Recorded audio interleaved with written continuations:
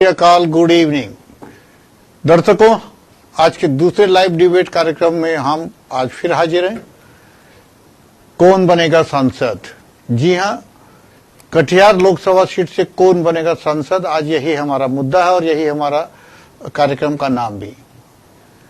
जैसा कि दर्शकों आपको पता है, 26 अप्रैल को दूसरे चरण में कटिहार लोकसभा सीट पे मतदान होना है।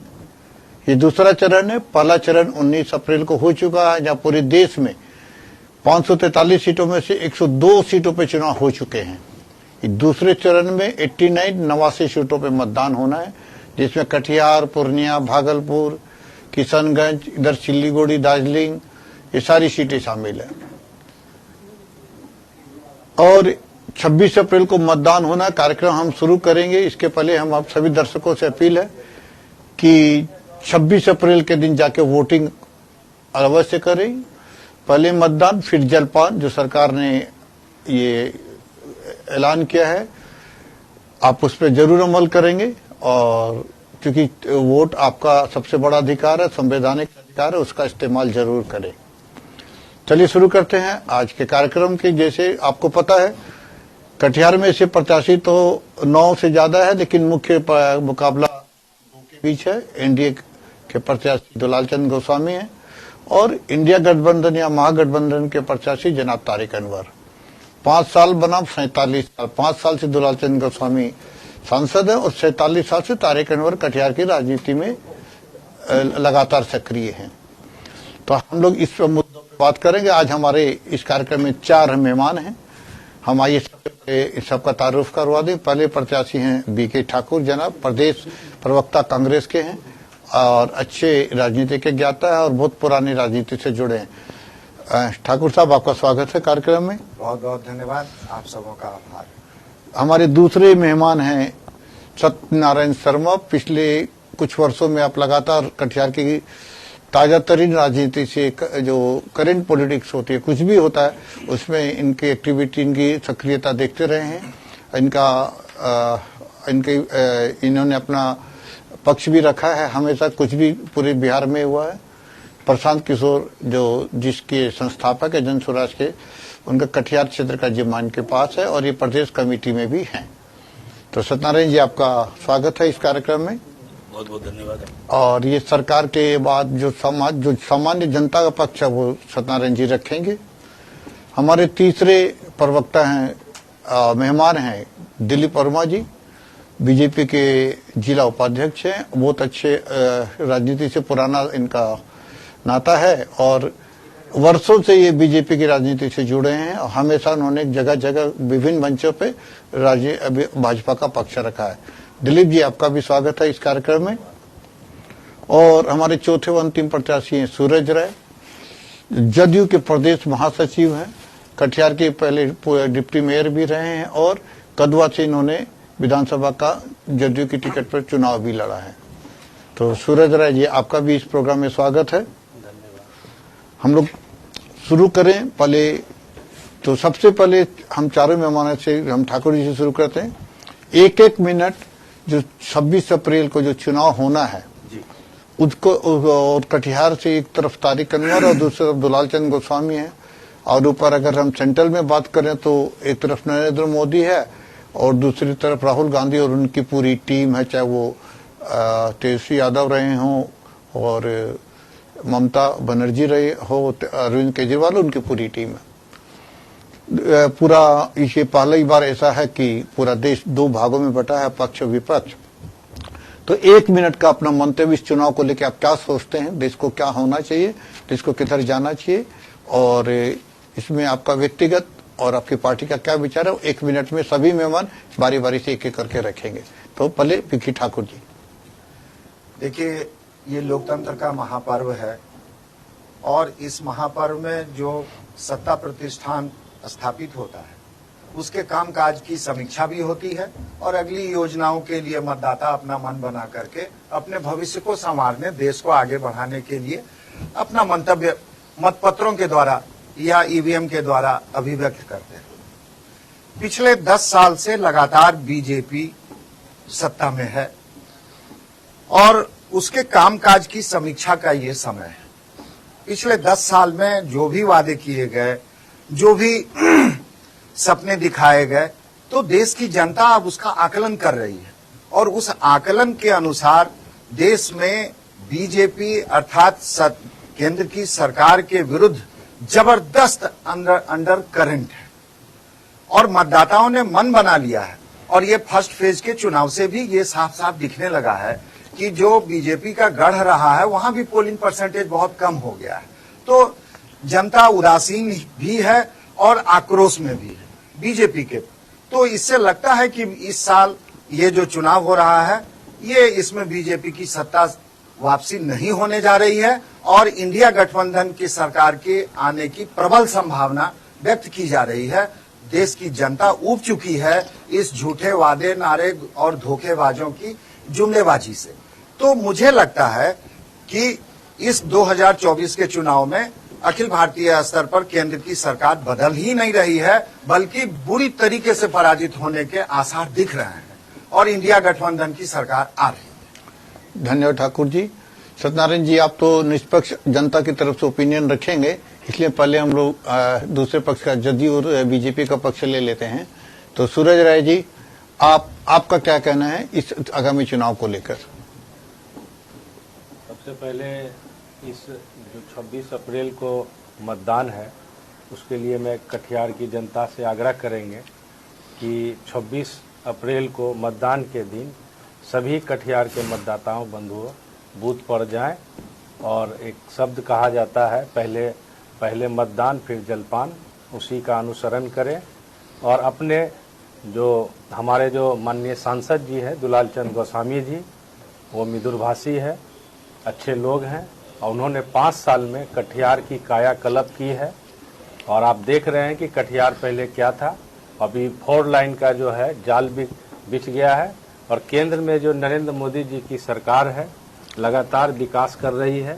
नितिन गडकरी जी के नेतृत्व में जो काम हो रहा है वो देश में दिखाई दे रहा है और आदरणीय नेता नीतीश कुमार ने जो 2005 से पहले जो बिहार था, लोग घर से निकलना छोड़ दिए थे और निकलते थे तो घर में लोग चिंता करता था कि शाम को वापस आएंगे कि नहीं, बच्चों का अपहरण हो जाता था स्कूल जाते वक्त। तो ऐसे बिहार को आदरणीय नेता नीतीश कुमार ने विकसित बिहार बनाने का जो सपना है, तो हम लोग को लगता है 400 पार नहीं 450 पार होगा। नरेंद्र मोदी जी के नेतृत्व में तीसरी बार वो प्रधानमंत्री बनेंगे और निश्चित तौर पे कटिहार में सांसद दुलालचंद गोस्वामी जी बनेंगे और कटिहार के मतदाता ने मन बना लिया है, उनके काम को देखकर, उनके व्यवहार को देखकर उनको ही मत करेंगे। धन्यवाद सूरज जी। और अब दिलीप वर्मा जो बीजेपी के जिला उपाध्यक्ष हैं, आप अपना इस चुनाव को मद्देनजर आप क्या सोचते हैं और आपका पार्टी का क्या नजरिया? सबसे पहले मैं केवीसी के आपको अभिनंदन करता हूं जो यहाँ इस मंच से कटिहार को जागरूक करने का हमेशा काम किए और हमारे साथ विद्वान पैनलिस्ट बैठे हुए हैं और कटिहार वासी देशवासियों को महावीर जयंती की शुभकामना देते हैं आज। और भारत जो है देश हमारा गणतंत्र देश है और सभी धर्मों का देश है और सबको साथ लेकर चलने का हम लोगों का जो सबका साथ और सबका विकास का जो मंत्र है उसी आधार पर हम लोग चलते हैं। हमारा भारतीय जनता पार्टी का जो मूल मंत्र है भय भूख भ्रष्टाचार से मुक्त और श्रद्धेय अटल बिहारी वाजपेयी जी जो मार्गदर्शन दिए इस नीति को लेकर, उसी नीति को लेकर हम लोग आगे बढ़ रहे हैं। और अब देखे हैं कि 10 सालों में आज देश में गरीबी लगभग 1% रह गई है। भ्रष्टाचार के दिशा में देख रहे हैं कि किस तरह नोटों का बंडल पकड़ा जा रहा है। पूरे राज्य में आप देख रहे हैं कि किस तरह भ्रष्टाचार हुआ है पिछले 50 सालों में, 60 सालों में। उसका आज लोगों के पास सीधे नजरिया आ रहा है कि कितना देश को लूटा गया है। पूरे बिहार की बात कर रहे हैं भ्रष्टाचार के, राज्य पूरे में देश में भ्रष्टाचार का जिस तरह करके भ्रष्टाचार देश में हो रहा है। बंगाल में भी नोट का बंडल निकला, झारखंड से भी निकला। आप एक कांग्रेस के नहीं, मैंने आपने पूरा राज्य कहा तो मैंने कंफर्म किया कि राज्य की बात कर रहे हैं, देश की। हम पूरे देश का बात, चूंकि लोकसभा का चुनाव पूरे देश की चुनाव है, राष्ट्र की चुनाव है। और ये गारंटी जो हम लोग के मोदी जी दे रहे हैं, भय भूख भ्रष्टाचार मुक्त, वो हम लोग उसमें सफल हुए हैं। और विकास मेरा मूल मंत्र है। आज आप देख रहे हैं कि रेल क्षेत्र में हमारा विकास जो गति बढ़ रहा है, जो Vande Bharat train, express train है, वो बहुत सारा 3 टाइप का ट्रेन हमारा निकला है। स्टेशन आप देख लीजिए कितना अप टू डेट हो गया है हर जगह। और जिस तरह का जो विश्व में मोदी जी ने दुनिया में भारत का नाम रोशन किए हैं, विश्व गुरु में, और पूरा दुनिया का देश आज मोदी जी से सेल्फी लेते हैं और राय मशवरा करते हैं और अपनी देश को सुरक्षा करने के लिए पहले भारत गुहार लगाता था, भारत से गुहार लगाता है विश्व। आज दुनिया को हम हथियार निर्यात कर रहे हैं। आज दुनिया में मोबाइल, हम लोगों का पहले चाइना का मोबाइल चलता था, आज हमारा देश विश्व में 1 नंबर मोबाइल प्रोडक्शन में आ गया है। और जितना भी विदेशी कंपनी है, अभी देख रहे हैं एलन मस्क आने वाला है, बिल गेट्स हम लोगों के देश में आके गया है। एलन मस्क का दौरा उसने रद्द कर दिया, आएंगे, वो चूंकि चुनाव लेके उसका रुक गया है। इस तरह दुनिया अब हमारी मुट्ठी में है मोदी के सरकार के। अब आते हैं हमारे जो न्यूट्रल एम्पायर कह लीजिए, जिलाध्यक्ष जनसुराज सत्यनारायण शर्मा जी, आप अपना पक्ष रखिए। आज अब डिबेट रखे हैं कौन बनेगा सांसद कटिहार जी। ये बात तो देश की, राज्य की हो रही है। नहीं, वो दोनों मैं सिर्फ कटिहार की बात करना चाहूँ और कटिहार की जनता की तरफ से ही मुझे बुलाया गया कि जनसुराज मतलब जनता का राज, जनता को मैं रिप्लेस कर रहा हूँ। मेरा कहना है आप जनता का प्रतिनिधित्व ही करना आपको। बिल्कुल। मैंने 71 में होश संभाला। 71 के बाद से 50 वर्षों में 35 साल तक कटिहार में समय समय पर नाम बदलते गए लोग, कभी क्या नाम रखे, कभी क्या नाम रखे। आज जदयू या भाजपा नाम रखे हुए हैं। इनके विधायक कटिहार में रहे 15 साल, या हो सकता है 10 साल ही मेरे ख्याल से कांग्रेस के विधायक रहे हैं। उसके बाद जहां तक पार्लियामेंट मेंबर का सवाल है, कटिहार में शायद 35 साल पार्लियामेंट मेंबर भी जनता पार्टी 71 में ज्ञानेश्वर यादव दीपक छाप से, या उसका युवराज जी जनता पार्टी से, या फिर निखिल बाबू बीजेपी से, दुलाल जी जदयू से। ये सब एक ही पक्ष के लोग हैं, नाम अलग अलग करके। कटिहार से एमपी में कांग्रेस ने 2 बार, 4 बार कांग्रेस के एमपी, 5 बार जीते हैं कटिहार। 17-18 वर्ष कांग्रेस के एमपी रहे हैं, बाकी समय बीजेपी या तथाकथित नाम वाले एमपी रहे हैं। कटिहार को जिला बनाने की 50वां स्थापना दिवस हम लोग मना रहे हैं। हाँ जी। 50 वर्ष पहले जो मैंने कटिहार में अपने होश संभालने के बाद देखा था, आज कटिहार में क्या है, जिला बनने के समय कटिहार में क्या था, आज कटिहार में क्या है। मेरी जानकारी के अनुसार कटिहार में दिया फ्लाई फैक्ट्री हुआ करती थी, बाल्टी फैक्ट्री हुआ करती थी, काटी फैक्ट्री हुआ करती थी। बिहार की 3 जूट मिलों में 2 जूट मिल कटिहार में हुआ करती थी। बिहार की 5 फ्लावर मिलों में 2 फ्लावर मिल कटिहार में हुआ करती थी। और वो फ्लावर मिल भी इतनी बड़ी फ्लावर मिल थी, 555 ब्रांड आटा कटिहार ही नहीं देश के कई इलाकों में जाता था। जूट मिल होने के नाते हजारों किसान यहाँ पर जूट की खेती क्या करते। उद्योग नगरी था उस समय कटिहार। औद्योगिक नगरी हम लोग भूगोल में, इतिहास में अपने पढ़ाई के समय पढ़ते थे, औद्योगिक नगरी। आज उद्योग विहीन कटिहार बन गया। तो जनता, आप जनता का पक्ष रखिए कि जनता इस चुनाव को कैसे देखती है, ये आप बताइए। जनता को इस चुनाव को, जनता की नजर में ये चुनाव क्या है? जनता को मजबूर बना दिया गया इस चुनाव में। ठीक है। जनता आज देखते होंगे आप, पिछले 1 हफ्ता के में देखा है मैंने, मुख्यमंत्री जी आते हैं, गृह मंत्री जी आते हैं, 5000 आदमी सुनने के लिए नहीं पहुंचते हैं। जनता एकदम मजबूर हो चुकी है, एकदम उत्साह नहीं है चुनाव के प्रति जनता। लेकिन मजबूरी है। मजबूरी क्या है? 2 ही उम्मीदवार मैदान में है, तो 2 में से किसी एक को चुनना है। अच्छा, चलिए, ये धन्यवाद सत्यनारायण जी। अब हम लोग आते हैं, एक एक सवाल पर लेंगे हम लोग, सबका ओपिनियन लेते चलेंगे। शुरू करते हैं हम लोग कांग्रेस ठाकुर जी से। ठाकुर जी, आप बताइए, पहले कांग्रेस तो 60 साल करीब कांग्रेस ने लगभग 60 साल का आसपास पूरे देश पे राज किया। तो पहले की कांग्रेस और आज की कांग्रेस में क्या अंतर समझते हैं आप? क्या आपका कांग्रेस क्या दावा करते कि पहले जो हमने नहीं किया वो आज करके दिखाएंगे, ऐसे जनता क्यों विश्वास करे? देखिए, कांग्रेस वैसे 135 अब आजादी के पहले ही चले गए। और आज की कांग्रेस वही है। कांग्रेस वही त्याग बलिदान सेवा भाव वाली वही पार्टी है, वही भारत के निर्माण वाली पार्टी है। आज भारत जिस ऊंचाई पर भी है वो कांग्रेस की देन है, और कांग्रेस उस प्रयास में तब भी थी, आज भी है। समय बदलता है, परिस्थितियां बदलती हैं, हालात बदलते हैं, देश की चुनौतियां बदलती हैं, समस्याएं आती हैं, तो उससे निपटने में कांग्रेस तब भी सक्षम थी, आज भी सक्षम है, और कांग्रेस ही इस देश को आगे बढ़ाने में अग्रणी भूमिका निभाती रही है। और आज देश जिस ऊंचाई पर है, हालांकि पिछले 10 साल में इसका बहुत क्षरण हुआ है, बहुत भारत पीछे की ओर एक तरह से गया है।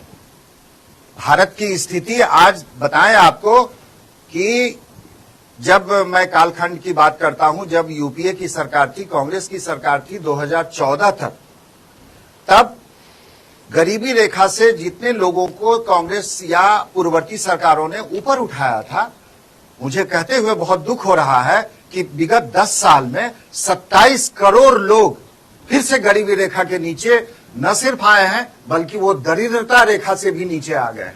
आज बताइए, विडंबना है, सत्ता प्रतिष्ठान या ये कह लीजिए कि वर्तमान सरकार कह रही है कि 5 ट्रिलियन इकोनॉमी वाला भारत में बनाने जा रहा हूं।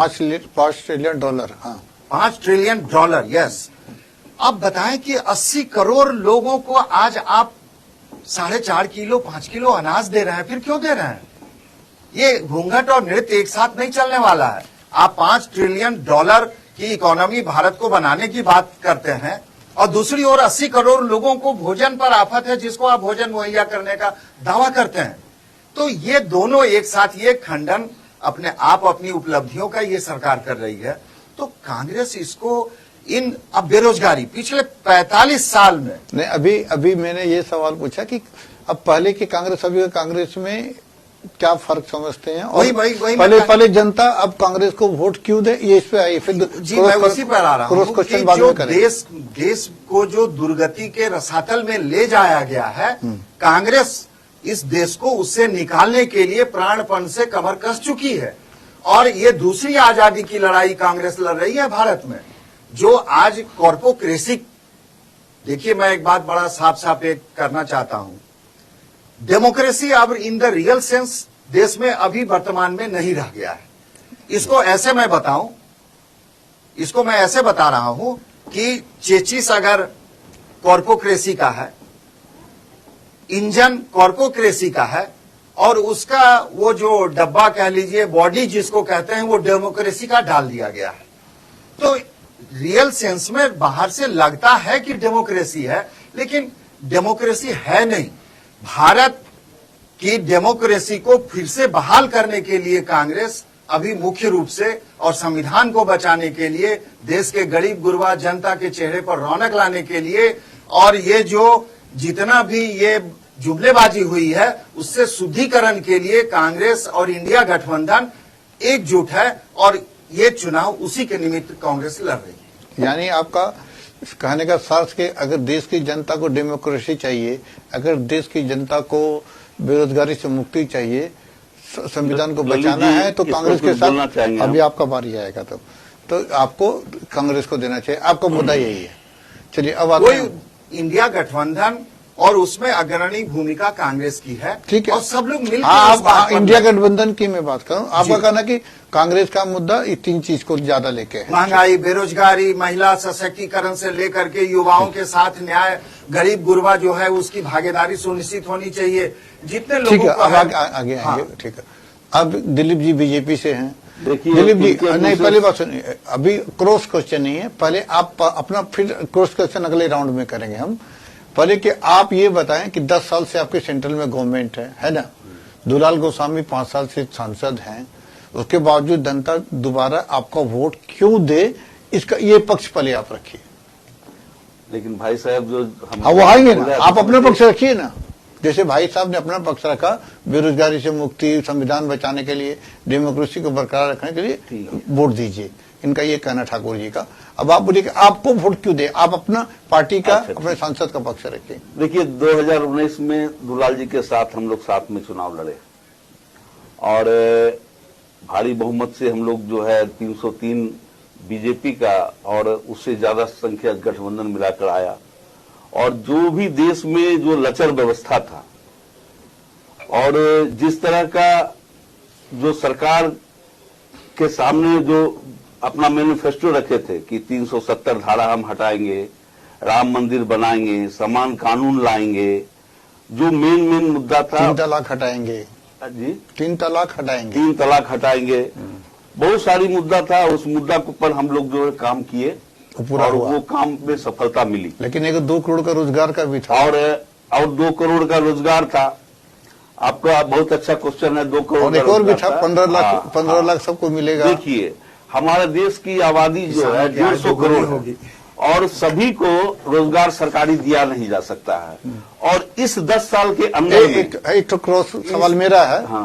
कि सरकारी तो नहीं दिया सकता, ठीक है सबको, लेकिन जो पीएसयू जो कंपनियां है जिसमें नौकरियां मिलती है वो भी तब सरकार के पास नहीं है, सब तो प्राइवेट सेक्टर में जाती जाती है। यही पर तो हम बात करना चाहते अच्छा, हाँ, हैं कि बोलिए। आपको हम कहना चाहते हैं जैसे कि इन्होंने जो बात बताया उसी में सब छिपा हुआ है। हाँ, बोलिए। ये लोकतंत्र संविधान की बात बताते हैं। इमरजेंसी में तो इन्होंने पैरालाइज कर दिया लोकतंत्र और संविधान को। ठीक है। संविधान में इतना अमेंडमेंट कर दिया कि असल अम्बेडकर साहब का असल जो प्रारूप है संविधान में वो आज नहीं है। नहीं, एक से आप बहुत सुनिए, सारा 2 मिनट। इमरजेंसी में 18 महीने की जो इमरजेंसी 75 से 76 उसमें आपका पत्रकार को भी बंदिश लगा दिया गया था। हम बताते हैं। देखिए एक चीज हम लोग को गौर करना है, इमरजेंसी लगे आज 49-50 साल हो गए ना, लेकिन आज के पूरे देश में 97 करोड़ वोटर है। उस समय के जो इमरजेंसी काल जिसको झेला का वैसे वोटर 10 करोड़ भी है, बाकी 87 करोड़ उसके बाद के वोटर है। कांग्रेस तो वही है। हाँ, कांग्रेस वही है जो अपने आप को नहीं उन वोटरों को इमरजेंसी काल के बारे में जानकारी नहीं है। नहीं, तो जानकारी देना होगा कि कांग्रेस का चाल चरित्र चेहरा क्या है। हाँ, तो आप पुराने इतिहास पे जा रहे हैं ना, ठीक है। हाँ बोलिए, कब दिखता फिर। तो हम आपको कुछ बात पे ले जाना चाहते हैं कि हम लोग का भी उम्र हो गया है, राजनीतिक बहुत देखे हैं अपने समय में। हाँ, और 5 साल में जो लोकसभा चुनाव होता है तो हम तो देखे हैं कि 8 महीना पे 2 साल 2.5 साल में चुनाव हुआ है लोकसभा का। 13 महीने पे तो वाजपेयी 13 महीने में हुआ वाजपेयी के है। सरकार कई गठबंधन का पहले सरकार नहीं थी, हम लोगों के जमाने में गठबंधन की भी सरकार हुई है। पहले हम लोग कहा करते थे, चुनाव में भाषण देते थे कि एक बच्चा जब जन्म लेता है तो उसके ऊपर 2 लाख रुपया कर्जा है। क्यों बोलते थे? हमारी जो कांग्रेस की सरकार जो देश को चलाती थी, विश्व बैंक से कर्जा ले लेके देश को चलाती थी और इतना कर्जा लेती थी कि यहां पर चुनाव के दिन में जब वोट लेना होता था तो किसानों का लोन माफ कर देना और सब्सिडी, हर चीज में सब्सिडी था और सब्सिडी का पैसा जाता था धन्ना सेठ के पास। सब कालाबाजारी होता था। अब गैस में सब्सिडी, सारा गैस बाजार में बिकता था, छोटा छोटा 5 किलो का ड्राम में, 2.5 किलो का ड्राम में, और हम लोग लाइन लगाते थे दिन भर और हम लोगों को सिलेंडर नहीं मिलता था, 3-3 महीना पे 2-2 महीना पे मिलता था। उस जमाने को हम लोग ने देखा है। वो जो खाद मिलता था किसानों को वो ब्लैक में मिलता था, 700-800 रुपए, 200 रुपया का चीज 700-800, जबकि उसमें सब्सिडी भी था। वो सारा चीज लूट हो जाता था। तो राजीव गांधी ने खुद बोला कि एक- हम 1 रुपया भेजते हैं, 5 रुपया जाता है। कांग्रेस ने खुद कबूल किया। मैंने थोड़ा ये गलती- भ्रष्टाचार इतना था कि हम लोग कर्ज में डूबे हुए थे। 1 रुपया, हमारा लोग कर्ज में दिलीप डूबे हुए। जी 1 रुपया भेजते हैं, 5 रुपया जाता नहीं, वो नहीं बोला। 1 रुपया भेजते तो 15 पैसा जाता है। हाँ, 15 पैसा जाता था। ठीक है, मेरे कहने का सेंस वही है, क्योंकि तेजी में बोलने से हाँ ठीक है, हाँ बोलिए, हाँ तकलीफ बोलिए, हो जाता है। हाँ, तो आराम से बोलिए, हड़बड़ी जी। नहीं है, तेजी तो में बोलने की जरूरत तो नहीं। मेरा यही कहना है कि कांग्रेस का चाल चरित्र देखना होगा। जिस तरह हम देश कर्जा में डूबे, उसके बाद क्या हुआ, इन्होंने क्या किया, जब कांग्रेस के विरुद्ध में सरकार जब बनने लगी गैर कांग्रेसी, तो इन्होंने तो सरकार को गिराना स्टार्ट कर दिया, ब्लैकमेल करना लगा। 2.5 साल में सरकार तो गिरा। अभी हम लोग मुद्दा पे आए ना। और पहले। हम 1 मिनट बताते हैं। तब ये देश को ऐसा खोखला कर दिया कि देश का सोना को गिरवी रख के देश चलाना पड़ता था। और आज मोदी जी दूसरे देश को, आपने देखा, दूसरे देश को पैसा मोदी जी भेजते हैं। आज कोरोना काल में वैक्सीन दूसरे देश को भेजा गया। आज जो बोले अनाज फ्री में नहीं मिलता है, आपको तो पता नहीं। उस समय अमेरिका से अनाज लाके भारत को खिलाया जाता था। आज मेरे किसान इतना अनाज पैदा कर दिए कि कोरोना काल में लोग घर से जब नहीं निकलते थे तो सबको खिलाया गया। 2-3 तो सिलसिला भी चल रहा है। दिलीप जी 2-3 बात में आपसे क्रॉस क्वेश्चन कर लेता, पहले सुनते हैं। एक correction में नहीं, अभी बाद में करेंगे करेक्शन। अब पक्ष अब आते हैं मनोज सूरज राय के पास।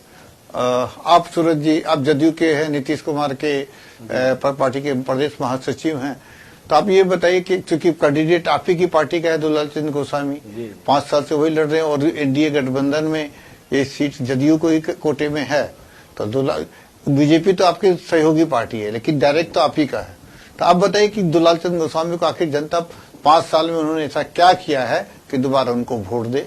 देखिए, जहाँ तक दुलालचंद गोस्वामी जी का बात है, दुलालचंद गोस्वामी जी बिहार के सबसे ज्यादा कटिहार का पक्ष रखने वाले माननीय सांसद हैं। आपने हमेशा देखा होगा और हमेशा सोशल मीडिया में और हमेशा जब भी आप लोकसभा का स्पीच देखते होंगे तो माननीय दुलालचंद गोस्वामी खास करके कटिहार का और सीमांचल का बातों को रखा है उन्होंने, और हमेशा कटिहार के विकास के लिए चिंतित रहे हैं और कटिहार का विकास किए हैं। रही बात दुलालचंद गोस्वामी जी जो उम्मीदवार हैं वो नीतीश कुमार जी का, तो वो उम्मीदवार है नरेंद्र मोदी जी का, वो उम्मीदवार है चिराग पासवान जी का, वो उम्मीदवार है उपेंद्र कुशवाहा जी का, वो उम्मीदवार है जीतन राम मांझी जी का, और सब लोगों ने काम किया है।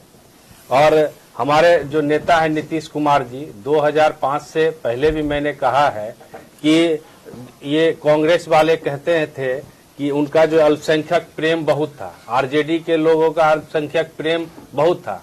अब बताइए कि उनका पहले क्या स्थिति था अल्पसंख्यकों का, और हमारी सरकार भाजपा के साथ रहते हुए अल्पसंख्यक के बेहतरी के लिए, विकास के लिए काम किया। कल तक जो है आप 23 करोड़ बजट होता था अल्पसंख्यक में, अभी आपको जो है 700 करोड़ बजट है अल्पसंख्यक के विकास के लिए। कल तक मदरसा में पढ़ाने वाले जो मदरसा टीचर थे उनकी दैनिक स्थिति इतनी खराब थी कि वो प्राइवेट छोटे मोटे काम करके गुजर बसर करते थे। आज उनको 7 पे कमीशन दिया जा रहा है, 60,000 रुपया उनको मिल रहा है। इसी तरह अति पिछड़ों के यानी आपका कहना कि जदयू ने, नीतीश कुमार ने जितना हिंदू के लिए क्या उतना ही मुस्लिम समाज के लिए क्या, यानी सभी समाज को लेकर। और ऐसे भी हमारी मान लीजिए भाजपा का है सबका साथ सबका विकास, हमारा जदयू का है न्याय के साथ विकास।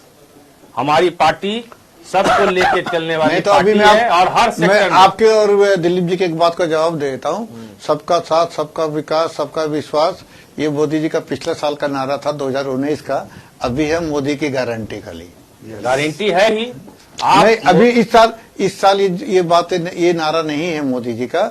सबका साथ सबका विश्वास जो था ना 2019 का नारा था, इस साल है मोदी की गारंटी, अपने आप में गारंटी। समझे? तो हम लोग मोदी की गारंटी पे बात करेंगे, आगे करेंगे। तो चलिए, आपका ये था कि नीतीश कुमार हिंदू मुस्लिम सब समाज को लेके चलते हैं, सबका काम किया, वो अति पिछड़ा हो, महादलित हो, सब समाज को लेके सब समाज के विकास के लिए काम किए हो, इसलिए उनके सड़क हो, सुरक्षा हो, स्वास्थ्य हो, हर सेक्टर में नेता ने काम किया है। और हम आते हैं, अब आएंगे एक एक करके, एक एक पॉइंट पे आएंगे। हम फिर शुरू करते हैं ठाकुर जी से। ठाकुर जी, एक सबसे रिक्वेस्ट है कि जो क्वेश्चन में है ना उसी पे हम लोग बोलेंगे, तो 1 घंटे का कार्यक्रम है, क्योंकि एक बार में सारा मन में जो आप रखें एक ही बार में बोल दीजिएगा तो दूसरा राउंड में नहीं बोल पाइएगा। तो टू द पॉइंट बोलेंगे तो जनता भी समझेगी। ठाकुर जी, मेरा सवाल आपसे है, तारिक अनवर 47 साल 77 से चुनाव लड़ रहे हैं जी, कटिहार में कांग्रेस के पास क्या कोई दूसरा नेता नहीं है? दूसरा सवाल है, इसमें और सवाल है, 5 बार वो सांसद रहे हैं और कांग्रेस का आपको पता है, कांग्रेस आपके साथ राजद तेजस्वी यादव की पार्टी भी गठबंधन में है ना? मेरी टीम से कहूंगा, तेजस्वी यादव का वो कल बरारी में दिया वो भाषण है कि कटिहार पिछड़ा हुआ है, नीचे से ऊपर इंडिया, दोनों पार्टी के लिए सुना जाए क्या है? नौकरी देते हैं तो घर में खुशहाली है। कितना नौजवान यहाँ बेरोजगार, ये नहीं, वो 17 ये वाला नहीं, 17 साल दूसरा। 17 साल से भाजपा की सरकार है बिहार में, मुख्यमंत्री जी के साथ, जेडीयू के साथ। 10 साल से प्रधानमंत्री मोदी जी हैं और यहाँ के सांसद भी एनडीए का, प्रधानमंत्री भी एनडीए का, मुख्यमंत्री भी एनडीए का। विधायक भी एनडीए का, सब कुछ ऊपर से नीचे सब एनडीए वाला कर जिता दिया कटिहार वाला। अब बताओ कटिहार सबसे गरीब जिला है कि नहीं? गरीबी है कि नहीं? गरीबी है, बेरोजगारी है कि नहीं है, महंगाई है कि नहीं है? तो काहेला वोट देगा रे भाई उनको? ये तेजस्वी जी का भाषण है। इसमें आपके लिए जो सवाल है, तारिक अनवर 5 बार सांसद रहे, फिर भी आपने सुना कि कटिहार जिला बिहार के सबसे पिछड़े जिलों में है। अभी हाँ, अभी तेजस्वी यादव ने कहा, आपने हाँ, सुना? अभी के संदर्भ में हाँ, सबसे पिछड़े जिलों में है। 5 साल सांसद रह के कटिहार को उन्होंने ऐसा क्या दिया जो लोग गौरव करे उनके ऊपर और दोबारा वोट करें? किनके ऊपर? तारिक अनवर पे। अभी मैं सेंट्रल लेवल की बात नहीं कर रहा हूं, अभी मैं I am talking regarding the candidate. आपने जो सवाल की शुरुआत की थी कि 47 साल से वो यहाँ लगातार सक्रिय हैं कटिहार में, राजनीति तारिक में अनवर 5 बार जीते भी हैं। 5 बार जीते भी हैं, तो क्यों उनको काहे इतना? कोई और नेता नहीं है क्या? यही आपका सवाल है शुरुआती। मैं आता हूं तेजस्वी जी पर। एक कहावत है गांव घर में, जिक्रे पिया हुआ है सुहागिन। ये कटिहार की जनता का प्रेम है, लगाव है, ये तारिक साहब की देन है, उनकी निष्ठा है, कटिहार की जनता के प्रति उनका समर्पण है। कटिहार उनकी कर्मभूमि है, उनमें सरलता है, सौम्यता है, सादगी है, सद्भाव है, सामाजिक सौहार्द है। और यही कारण है कि न कटिहार की जनता उनको भूलती है, न वो कभी चुनाव जीतते हैं हारते हैं, बावजूद इसके वो कटिहार में सदैव तो मेरा एक सवाल, में शामिल रहते हैं। ऐसा भी तो हो सकता है कि कटिहार की जनता पर जबरदस्ती कांग्रेस तारिक अनवर को थोप रही है। नहीं, जबरदस्ती होता है क्या लोकतंत्र में? नहीं, कैंडिडेट को खड़ा करना तो पार्टी के हाथ में, जनता 5 से बार वो थोड़े। जीते हैं, जनता ने जिताया है। हाँ, तो 5 बार जीते तो लास्ट 25 साल में 4 बार हारे भी हैं। हाँ, 4 बार हारे हैं, फिर भी लास्ट वो का कटिहार में लगे रहे हैं। 25 साल में 5 बार में 1 बार जीते, 4 बार हारे, तब पार्टी ने कैंडिडेट क्यों नहीं बदला? पार्टी देखिए, लोग जिसको चाहते हैं पार्टी में जो मजबूत अगर दिखता है, जनता दिखता है, अगर लोग चाहते हैं तो जनता 4 बार क्यों उनको हरा देती? हरा के तो फिर उन्हीं को जिताती है ना। तभी 14 में उनको जिताई, और मोदी जी आए थे कटिहार, और उनके आने के बावजूद तारिक साहब जीते थे। बीजेपी मेरा एक और सवाल हार है, गए थे। यहाँ का ये स्टेट लेवल की कांग्रेस हो, जैसे कि राहुल गांधी युवाओं को आगे आने की बात करते हैं, तो क्या कटिहार जिला कांग्रेस में कोई युवा नेता नहीं है? देखिए, सवाल कटिहार और देश का युवाओं की भागीदारी का 1% है, अनुभव का भी 1% है, जो तजुर्बेकार हैं। फिर तो आप कहेंगे कि युवाओं को बस सीनियर नहीं, वो सही, ठीक है। एक आदमी को मौका आप दे रहे हैं, 47 साल तक मौका दे रहे हैं, आपको नहीं लगता? उनकी लोकप्रियता है। चलिए, ठीक है। तो ये कटिहार की जनता का प्यार है उनके प्रति। तो मेरा दूसरा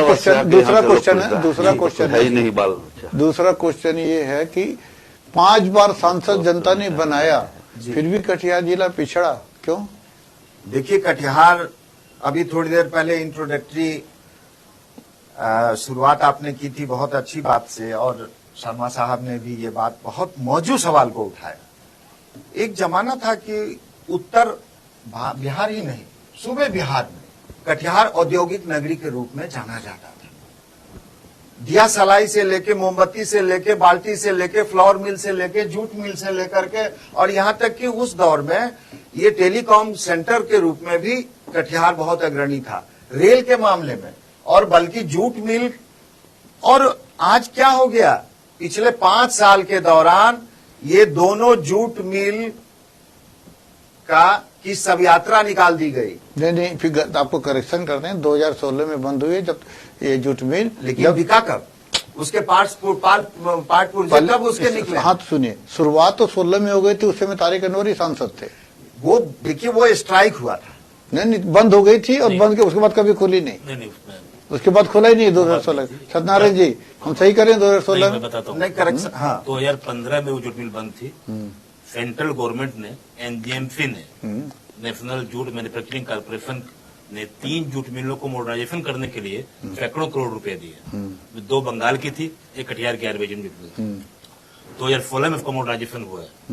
2016 के अंतिम में चालू भी हुई है, फिर 17 में फिर बंद हो गई। यस 17 में बंद थी तो उस समय तारिक अनवर ही सांसद थे ना, तारिक अनवर थे। 14 से 19 थी, तो यही में था जनता कटिहार देखिए जनता कोई नहीं जानती है कि ऊपर में क्या एनजीएमसी है तो क्या मैं मिनिस्ट्री थोड़ी है क्या। स्थिति साफ कर दूं कि जूट मिल बंद थी, उसको चालू कराने के लिए लोग प्रयासरत थे, डेलीगेशन पर डेलीगेशन मिल रहा था। स्मृति ईरानी टेक्सटाइल मिनिस्टर थी और वो कह रही थी कि इसके लिए फंड आवंटन हम लोग कर रहे हैं, लेकिन फिर चुनाव आया और अभी क्या हो गया, अभी तो पिछले 5 साल के दौरान ही दोनों जूट मिल का जनाजा निकल गया। पाट पुर्जे कल कारखाने सब बिक गए और औने पौने कबाड़ के भाव में बिक गए। ये तो 5 साल के अंदर हुआ। कटिहार की जो माली हालत खराब हुई है, जिस गरीबी की बात आप कर रहे हैं, जिस तेजस्वी यादव के रेफरेंस पे आप कह रहे हैं, आज वीरान उजड़ा हुआ कटिहार क्यों नजर आ रहा है? क्यों यहाँ सबसे ज्यादा लोग पलायन कर रहे हैं?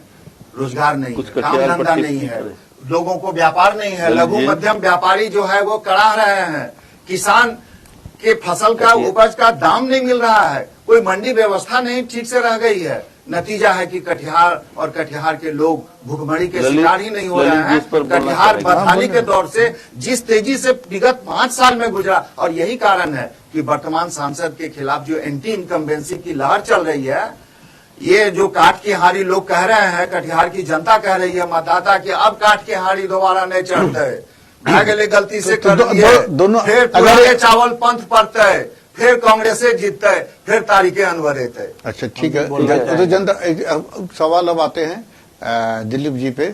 दिलीप जी, मोदी सत्ता के दौरान ही दोनों जूट मिल का हाल बदला हो, चाहे सांसद कोई भी रहा हो। नहीं, ऐसा नहीं है, अभी बता रहे हैं हम। इन्होंने पहला बात रखा कि नहीं तारिक साहब, लेकिन हम वही पहले नहीं, तारिक साहब जहानाबाद से सुने, अभी पहले हम लोग कटिहार की जनता पे बात करें, जहानाबाद नहीं, पहले हम जाना, आप पहले मेरी बात जाते हैं तब। हाँ 10 साल में पहले हम लोग बच्चा थे, जूट मिल बंद हुई मोदी सत्ता के दौरान। बस हम बताते हैं तो कटिहार को जूट मिल क्यों, ये जो कटिहार औद्योगिक नगरी कहा जाता था, बहुत लोगों को नहीं मालूम है या बहुत लोग बहुत बात को छिपा रहे हैं। ये तो उद्योग का नगरी था। ये नगरी कब से खत्म हुआ? जब से तारिक साहब कटिहार आ गए। और यही बात बताना चाहते हैं। आपको याद होगा तारिक साहब युवराज बाबू में ही टक्कर होता था कटिहार में लोकसभा, जैसे आज तारिक साहब और दुलाल से हो रहा है। और युवराज बाबू जूट मिल के लिए लड़ते लड़ते लड़ते कभी सांसद बनते थे, कभी नहीं बनते थे। इसी का लड़ाई तारिक साहब से होता था। जब तारिक साहब बनते थे तो जूट मिल बंद हो जाता था, और जब मजदूर लोग जाता था उनसे मिलने के लिए, तो मेरे आंखों के सामने मैं भी था उस समय, और उनका जो मसल में सब मारा है जूट मिल के मजदूरों लोगों को, उसकी मांग को, उसकी आवाज को बंद करने के लिए। और युवराज बाबू गुजर गए, हमेशा लड़ाई लड़े। ये 10 साल का समस्या नहीं है, ये बहुत दिन का समस्या हो रहा है। और जूट मिल का मजदूर रिक्शा चलाता था। हाँ, और मेरा सवाल सुन लीजिए, पैसा भी मांग के हम आपकी बात से सहमत हैं, लेकिन मोदी सत्ता ने जूट मिल को जिंदा क्यों नहीं किया? देखिए अभी हो गया क्या कि हम आपको बताना चाहिए। चलिए हम तारिक अनवर 19 में हट गए, दुलाल गोस्वामी आए, तब तो वापस जिंदा हो सकता था। हाँ एकदम हो सकता था। बिहार में 17 सालों से अगर 18 महीना को छोड़ दें हम, तो 17 साल तक ये डबल इंजन की सरकार ही रही है। 2014 से। हाँ, उसके बाद क्या हुआ, 2 जूट मिल में एक जूट मिल जो है प्राइवेट को चला गया मोदी सरकार के आने के पहले। उसमें मोदी जी का कोई गुंजाइश नहीं है।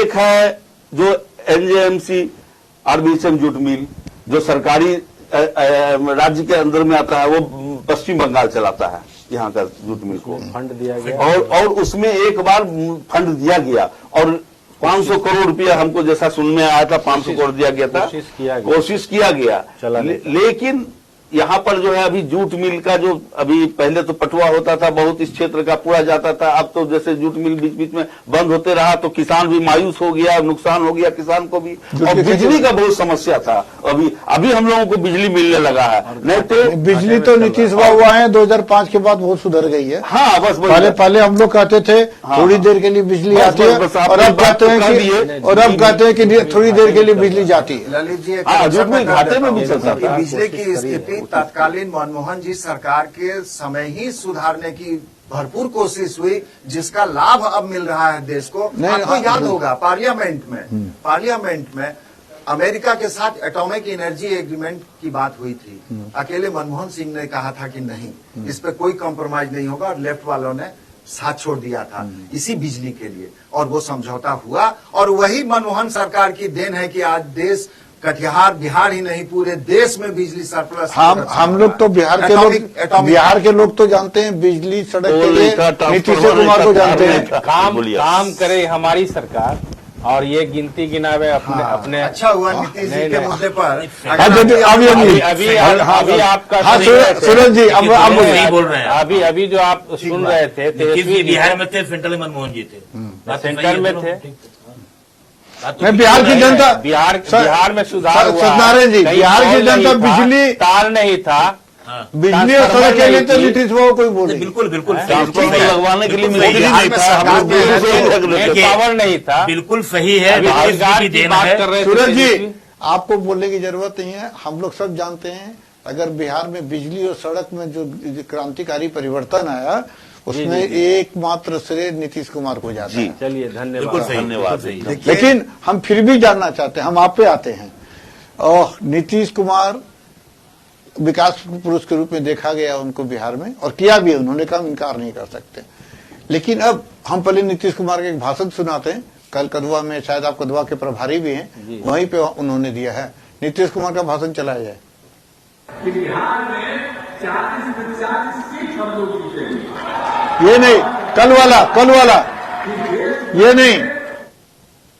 अब आप जानते हैं कि जो लोग आकर के आजकल करते हैं, तो कांग्रेस वालों को तो बहुत पहले मौका मिला था, और उसके बाद जिनको मौका मिला, पति पत्नी यहाँ राज किए 15 साल, तो क्या काम किया? कोई काम किया? बिहार का क्या हाल था? काम होते होते एक आदमी नहीं रहता, एक आदमी को हिम्मत नहीं पड़ती कि सामने बाहर निकलने की। अब क्या हाल था, याद करिए। ये सुना आपने जी।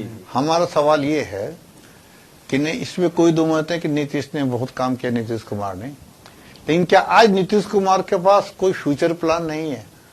जहां भी जनसभा में जाते फ्यूचर प्लान का बात ही नहीं करते हैं। जनता को डरा रहे हैं कि 90 से 2005 में जो आपको लूटा गया फिर लूटेगा, नहीं तो हमको वोट दे दो। ये डराना क्यों जनता को? नहीं, डरा नहीं रहे हैं, ये डराना नहीं है, मतदाताओं को जागरूक कर रहे हैं। आप एक बात बताइए, 2005 वाली जो पहले की सरकार थी जंगल राज में, फिर आप भ्रम जाल में नहीं फंस जाइए। नहीं, हम समझ गए। कई शिकारी आ रहे हैं, जाल बिछा रहे हैं और दाना डाल रहे हैं, आप उसमें मत फंसिए।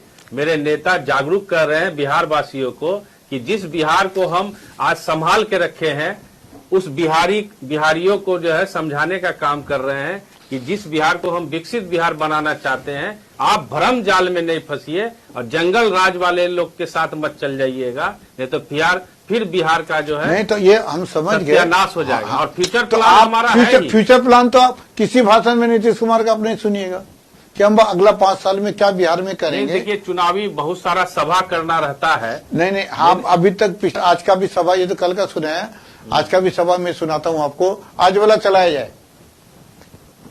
बिहार में 40 में 40 सीट हम लोग जीतेंगे, और सबसे बड़ी बात है कि देश भर में 400 से ज्यादा सीट जीतेंगे हम लोग।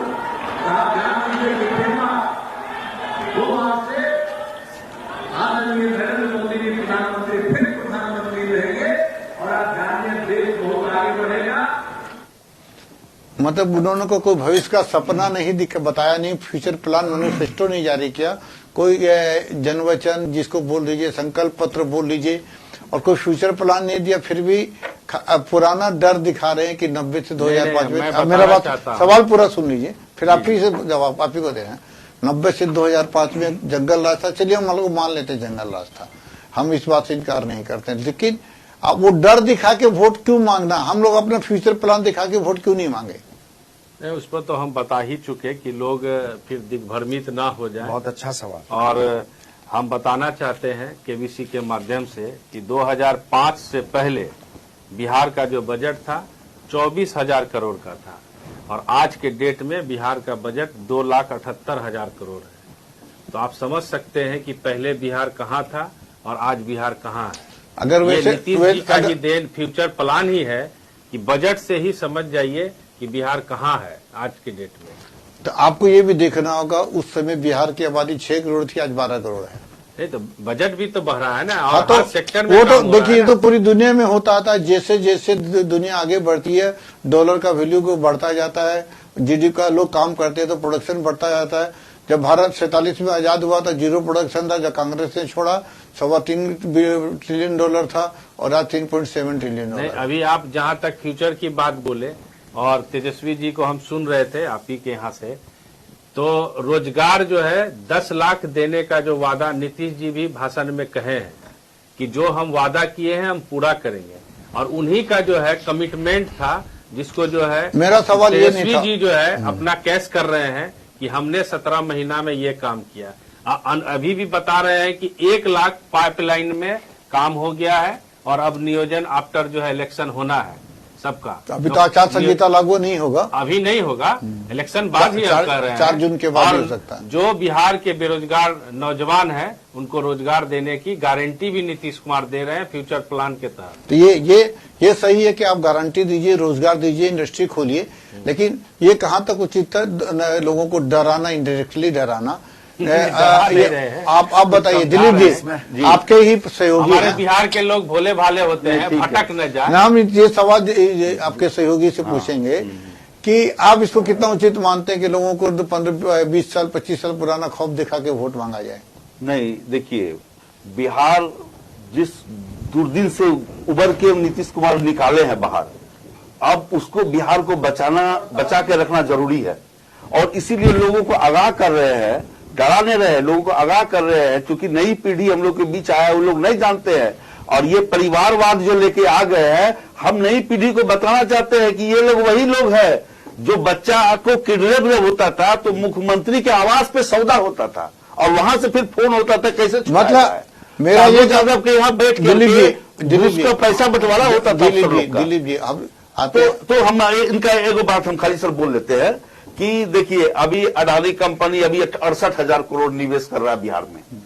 अभी जो है जैसे पूरे देश में निवेश हो रहा है, प्रगति हो रहा है, बिहार में नहीं हो रहा था निवेश, क्योंकि यहाँ डर रहा था, यहाँ का आतंक से, यहाँ के लोगों का जो जिस तरह का असुरक्षा था। लेकिन अब डर भय खत्म हो गया, यहाँ पे यहाँ पूंजी निवेश हो रहा है, लोगों को रोजगार मिल रहा है। अडानी छोड़ के कौन आया जी? अडानी छोड़ के कौन आया? अभी अडानी अगर आ गया तो समझिए सब कंपनी आ जाएगी। अच्छा, आएगी।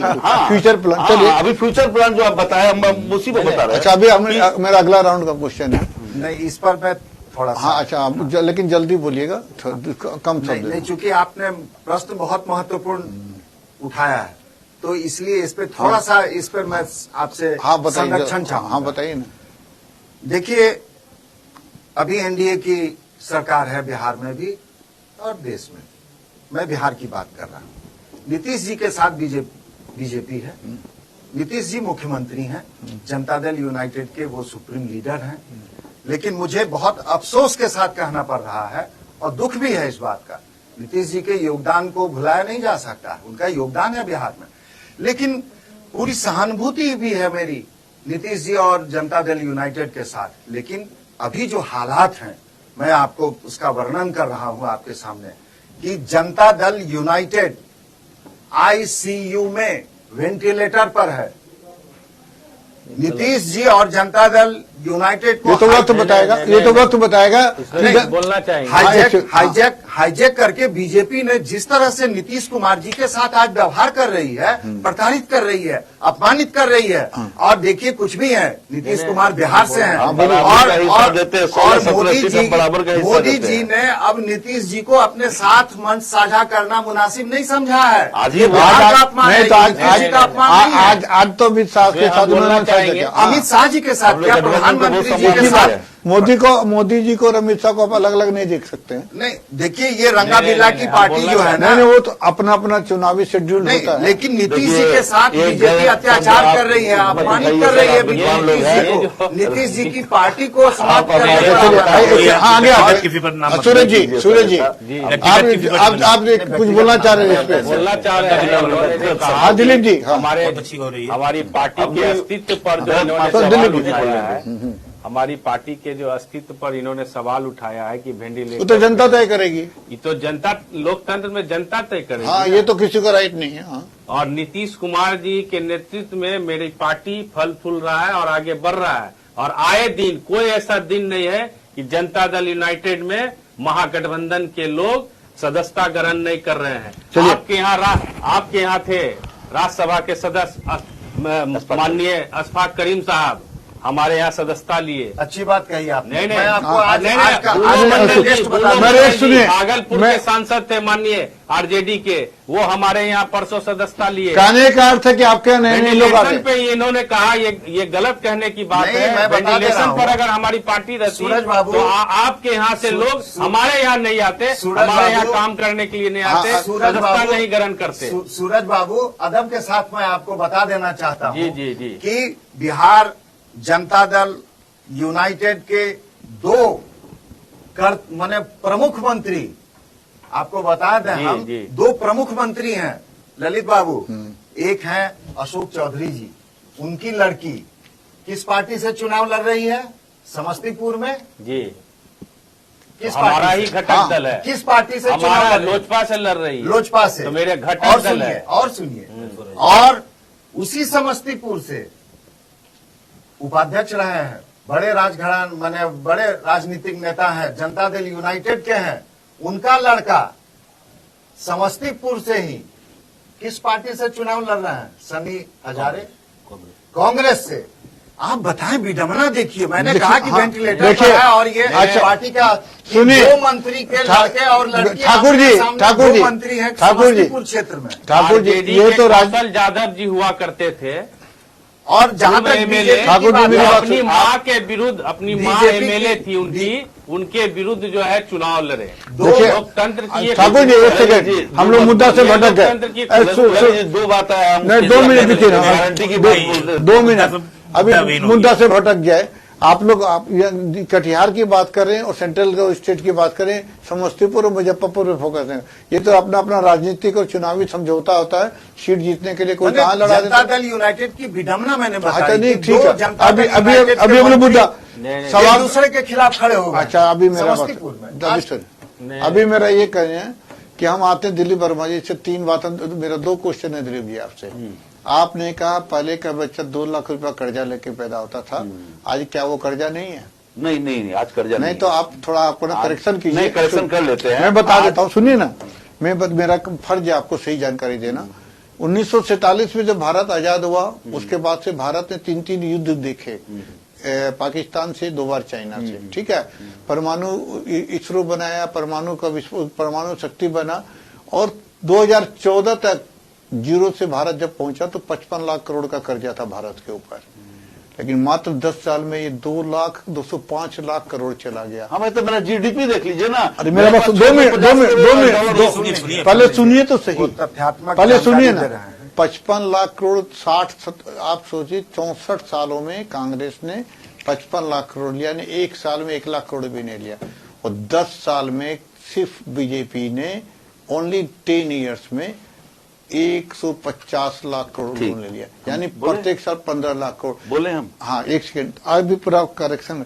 तो आप बोले कर्जा नहीं है, यानी नहीं, आज की डेट में, आज की तारीख भाई, में, पैसा वाला भी लोग बिल्डिंग बनाता है तो बिना लोन लेके नहीं, सुनिए तो सही पहले। नहीं, पहले सुनिए, आपको जानकारी करेक्शन कर रहे हैं। आपने कहा कि कांग्रेस सरकार ने सोना गिरवी रख दिया था। अभी पिछले 6 महीने पहले बीजेपी सरकार ने 6 टन सोना गिरवी रखा है। आपको जानकारी है या नहीं, मैं नहीं जानता हूं। उसके बाद भारत सरकार पे IMF का इतना लोन है कि अब अगला लोन मांगने जाती है सरकार तो IMF ने हाथ खड़ा कर दिया, अंतर्राष्ट्रीय मुद्रा कोष ने हाथ खड़े कर दिए कि अब भारत को लोन नहीं देंगे। तो आज की स्थिति भारत की, अगर आप इकोनॉमिकली बात करेंगे तो पूरी दुनिया में बहुत खराब आज स्थिति है। विश्व में हम तीसरा शक्ति है अर्थव्यवस्था। नहीं, तीसरी नहीं, 5वीं बोले। 5वीं है, तीसरी बनने जा रहे हैं। ललित जी ने ये बिल्कुल तो सही एक कहा। 2 मिनट, बिल्कुल सही हाँ, कहा। 5वीं, आप तीसरी नहीं, आप टॉप पे भी जा सकते हैं। हाँ। लेकिन और हमारा 2 मिनट पहले मेरा सवाल का जवाब दे दीजिए। बट आप काल्पनिक बात नहीं कीजिए, हम लोग कटिहार के लोग हैं, हम लोग जमीनी बात कर रहे हैं। 5वीं है ना हम। 5वीं तो ललित जी, आपने 5वीं बिल्कुल के पांचवी मोदी जी थोड़े ले। 600 ललित जी सुनिए, सुनिए। आपने जो आंकड़ा दिया है खजाना ललित जी आपने जो आंकड़ा दिया है बहुत नजदीकी आंकड़ा दिया है। मैं उसको थोड़ा सा और आपको अच्छा, पहले एक सेकंड, पहले इनसे बात करते हैं। बोले 2014 ले रहे हैं। में 2014 में भारत के ऊपर विश्व बैंक का $54,000 कर्ज था। नहीं 54 लाख करोड़ का, 54 लाख करोड़ का, नहीं 54 लाख नहीं, 54 लाख करोड़ रुपया का इंडियन करेंसी में कर जाता है। हाँ 54 लाख करोड़। और वो अभी मालूम है कितना हो गया? 1,57,000 करोड़ रुपया। अभी 205 लाख करोड़ कर्जा हो गया। आप अपडेट नहीं है। 205 लाख करोड़ आप ही का कर्जा दिया हुआ है। फिर 54 को आपने 54 से आप 207 आप ही का दिया हुआ कर्जा। अच्छा सुनिए ना लीजिए कर्जा ठाकुर जी, है, यही जो- आप ध्यान से सुनिए, मैंने वही बात बोली थी। अभी हम आपसे पूछ रहे हैं कि पेट्रोल 100 रुपया, डीजल 95 रुपया, गैस का सिलेंडर 1000 रुपया, सब्सिडी सारी बंद, उसके बाद भी कर्जा क्यों? समझ दीजिएगा बोलने हाँ के बोलिए लिए। बोलिए।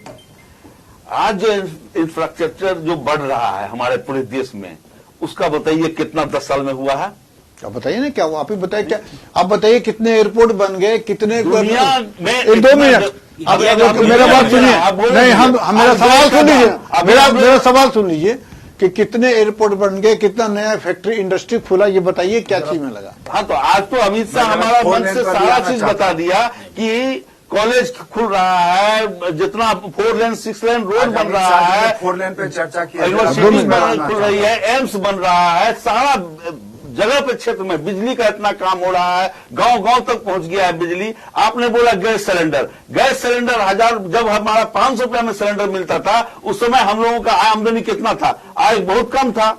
और आज हम लोगों का एक किचन रहा है 60,000 रुपया, उस समय 4,000 रुपया था। तो उस तरह करके आप देखिएगा तो आमदनी भी लोगों का बढ़ा है। उज्ज्वला गैस योजना का फ्लॉप अभी क्यों तो हो गई? पेट्रोल डीजल है, उज्ज्वला योजना कोई फ्लॉप नहीं हुआ है। सिलेंडर आज भी मिल रहा है लोगों को। आज तो कहीं भी धुआं पर चूल्हा नहीं चल रहा है। आज सबके घर में गैस है। एक चाय के बेचने वाला, सब्जी बेचने वाला, उसके यहाँ भी ये सिलेंडर चलता है। चलिए अभी हम आप दोनों की बात, आप दोनों का पक्ष सुना है सत्यनारायण जी ने।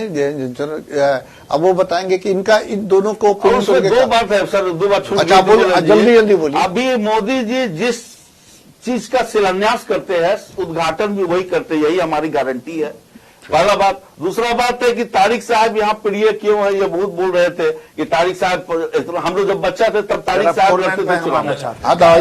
तारिक साहब जहानाबाद से आए, किस परिस्थिति में आए थे? लोग का कटिहार में था क्या कि इंदिरा गांधी का ही दत्तक पुत्र है, तीसरा पुत्र है, राजीव गांधी का दोस्त है। ये परिवारवाद बना करके तारीख यहाँ पर प्रोजेक्ट किया गया। जैसा यूपीएससी की परीक्षा देके आए हुए हैं। क्या जैसा चुनाव लड़ रहे हैं क्या? यूपीएससी का परीक्षा चुनाव लड़ रहे हैं क्या? 2 मिनट अभी सुनिए ठाकुर जी, एक सेकंड। परिवारवाद में पूरा डूबा दिलीप जी, इंडिया गठबंधन दिलीप जी, को बचाने के लिए बना। मेरे पास ओनली 7 मिनट बचा है अभी टाइम। अब सत्यनारायण, हाँ पहले सत्यनारायण जी का प्रक्रिया ले पहले लीजिए, सुन लीजिए, पहले प्रक्रिया सत्यनारायण समय जी। खत्म हो जाएगी। बोलिए सत्यनारायण तो हम जी, देश दोनों और पक्ष आपने राज्य- सुना है। देश और राज्य पर बोलना नहीं चाहता था, लेकिन जहां तक सवाल है वर्तमान सांसद जदयू का, नीतीश जी कह रहे हैं 40 की 40 हम जीत जाएंगे, चुनाव क्यों करवा रहे हैं? बस एक सर्टिफिकेट ले लीजिए आप, पब्लिक के काम से आपको कोई मतलब ही नहीं, 40 का 40 आप जीत ही जाएंगे। ईवीएम है ही। नहीं मोदी जी कह पहले रहे उनको बोलने हैं, दीजिए। मोदी जी कह रहे हैं 400 जीत जाएंगे। एक बात सही है कि हो सकता है जीत जाए 400, क्योंकि नीतीश जी, हम लोगों ने वोट किसी को भी दिया हो, मुख्यमंत्री नीतीश जी रहते हैं, उसी तरह घूम करके बटन कहीं भी दबाएं, वोट वहीं चला जाए, हो सकता है 400 जीत भी जाएंगे। अभी मैं हालांकि उस मुद्दे पर नहीं जाना चाहता था, लेकिन अभी बोलिए। तीर में दाबिएगा तो हाँ, तीर में हाँ, जाएगा। हाँ। 4 लेन पर आना अब एक चाहता हूं। पहले उनको पूरा करने दीजिए ना। लेकिन शर्मा जी, लेकिन दिलीप जी, जब आपका बोल रहे थे तो सत्यनारायण जी लेकिन- चुप थे ना। लेकिन बोलिए, मुझे बोलिए। उससे कोई लेना- मैं कटिहार की बात करता हूँ और मैं जनसुराज से जुड़ा हूँ, जनसुराज की बात करता हूँ। हमारे प्रशांत किशोर जी भी इन्हीं मुद्दों को लेकर, बिहार की स्थिति को लेकर, बिहार की जनता को जागृत करने के लिए निकले। 18 महीना से पदयात्रा कर रहे हैं, वो बिहार की जनता को जागृत कर रहे हैं। मैं उसी संबंध में 4 लाइन कटिहार की जनता को और 2 लाइन प्रत्याशियों को और 2 लाइन विजयी प्रत्याशियों को भी मैं अपनी जनसुराज की ओर से कहना चाहता हूँ। आप पहले जनता को बोलिए, प्रत्याशी वाला अंत में बोलिएगा। पहले जनता को मैं कहना चाहता हूँ, हाँ, प्रत्याशी वाला उस फाइनल राउंड में बोलिएगा। प्रशांत किशोर जी का एक संकल्प है जो जनसुराज के माध्यम से समाज में राजनीतिक चेतना जगाने का अभियान चलाया जा रहा है। प्रत्यक्ष या अप्रत्यक्ष रूप से लोकसभा चुनाव 2024 में जनसुराज की भूमिका मतदाताओं को जागृत करने और अपने विवेक से मतदान करने के लिए प्रोत्साहित करना मात्र है। वोट के रूप में ऐसा अधिकार हमें प्राप्त हुआ जहां सारी सीमाएं तोड़कर हम सब एक बराबर हैं, अर्थात एक व्यक्ति एक वोट। महात्मा गांधी ने हमें जनसुराज के सपने और उसको साकार करने की राह दिखाई।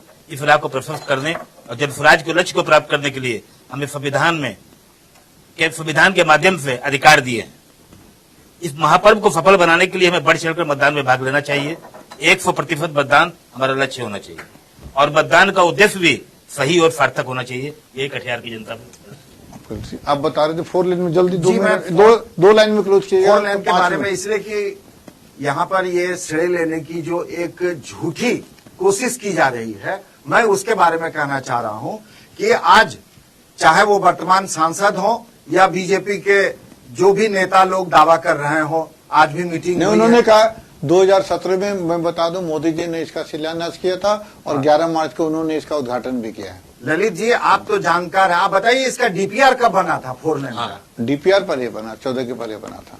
डीपीआर मनमोहन सिंह सरकार में के बना था। दौरान बना था डीपीआर। लेकिन जो दिलीप वर्मा जी ने कहा कि शिलान्यास और उद्घाटन, छोड़िए, हो सकता है उनको जानकारी कम हो। हम दावा उन्होंने भी ठीक कहा है, वो भी सही उन्होंने है भी ठीक कहा है कि डीपीआर इसका कब बना था? डीपीआर तो बना था कांग्रेस के मनमोहन सिंह सरकार। मनमोहन, और इसकी शुरुआत कब हुई थी? ये जब डीपीआर बना तो शुरुआत तभी हुई। तो नहीं, उसके पहले प्रयास हुआ, कोशिश हुई, सरकार उस मांग को मानी। उसके बाद ये जनाब तारिक अनवर साहब हैं जिनकी कल्पना थी ये जो परियोजना है 4 लेन की, ये उन्हीं की देन है और उन्हीं के प्रयास से ये 4 लेन कांग्रेस ने बहुत योजना बनाया, लेकिन अमल में नहीं ला पाया। गंगा नदी पर पुल क्योंकि वहाँ बनाना की नीयत खराब और पूर्णिया और नारायणपुर 4 लेन को जोड़ने की बात ये जनाब तारिक अनवर साहब की देन है और उसी के तहत उन्हीं की मांग पर वो डीपीआर कांग्रेस सरकार में बनी थी। हाँ, एक बात है कि ये काम जल्दी शुरू हो, इसके लिए बीजेपी के तत्कालीन सांसद ने भी प्रयास किया था।